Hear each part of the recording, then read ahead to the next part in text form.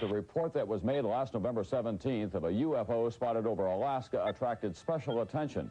This sighting was made by an airline pilot with 29 years of experience. The crew claims that while it was flying over Alaska last November, it was followed for 400 miles by strange white, yellow, and amber lights.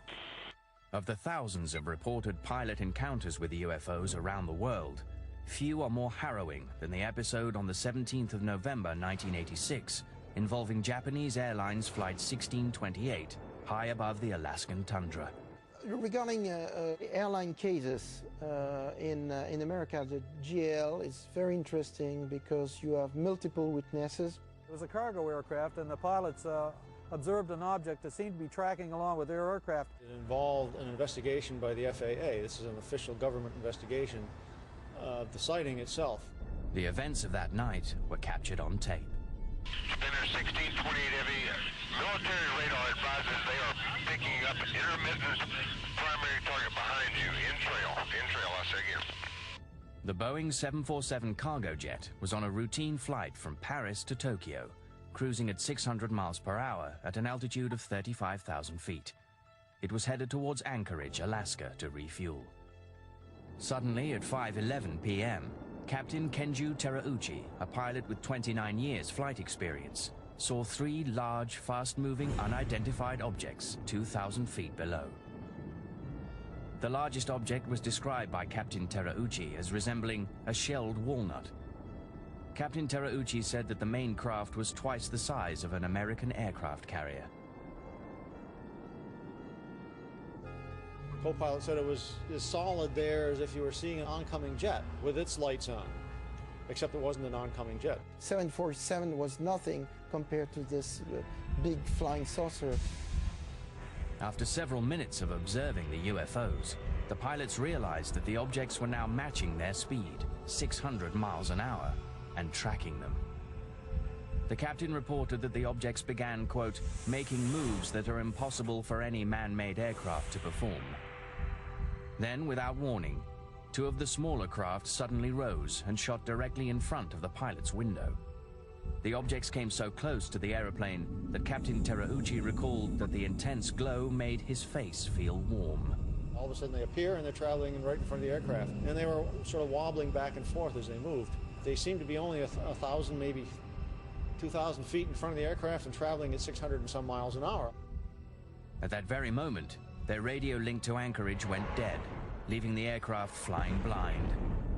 A horrifying catastrophe was seconds away when the UFOs rose and veered left. Just deviate from some object, requesting 240. Spinner 1628 heavy, deviations approved as necessary for traffic. It's quite a big, make a formation. In his official FAA report, Captain Terauchi said we had to get away from that object. Spinner 1628, sir, do you still have the traffic? Disappear, Spinner 1628. Spinner 1628, I understand you do not see the traffic any longer? Okay. Moments later, an urgent message came in from Elmendorf Air Force Base. The unidentified object had now appeared on their radar. Yeah, that's 1-2 again. We have confirmed there is a flight size of 2 around your 1550 squawk. One primary return only. Okay, where is he following him? It looks like he is, yes. Okay, stand by. The phrase flight size of 2 indicated that JAL 1628 had uninvited guests, possibly with hostile intentions. Spinner 1628 heavy, military radar advises they are picking up an intermittent primary target behind you, in trail, I say again. Immediately after this confirmation, the FAA requested that the Air Force scramble jets. Do you have anybody to scramble up there, or do you want to do that? We're going to talk to your liaison officer about that. It's starting to concern Japan Airlines. I think it's 360 now, and it's still falling. Okay, we'll call the military desk on this. Although the military desk took no action, JAL 1628 landed safely in Anchorage at 6:20 p.m. Extensive media coverage around the world has helped make this incident one of the most widely reported UFO cases in history. The JAL case continues to inspire debate about the nature and intent of the objects that tracked the 747. To this day, it remains a mystery. The Japan Airlines 747 had a saucer go around it. The papers mysteriously disappeared from the FAA office. The 30th of January 1987. Only 2 months after the JAL report, a similar UFO event took place in Alaskan skies. But this one involved the US military. A US Air Force KC-135, flying from Elmendorf Air Base in Anchorage to Eielson Air Force Base near Fairbanks, reported a chilling UFO-related incident at 20,000 feet. Traffic force around 1 o'clock. Can't really tell the distance. CSV about full altitude. Reactor 29, negative. I have no traffic, and you're 1 o'clock. The pilots reported that the object was strikingly similar to the UFO seen by the JAL flight, a massive, disc-shaped, noiseless object larger than an aircraft carrier.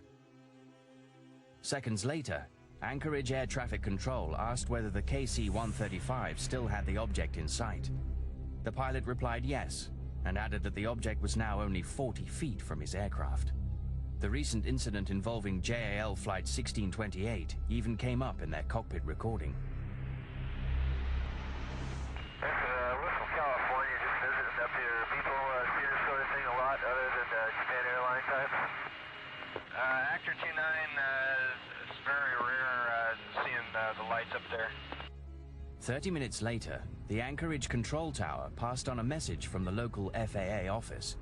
Actor 29, the quality assurance staff at the Anchorage Center here requests you give them a call after you land at Eielson.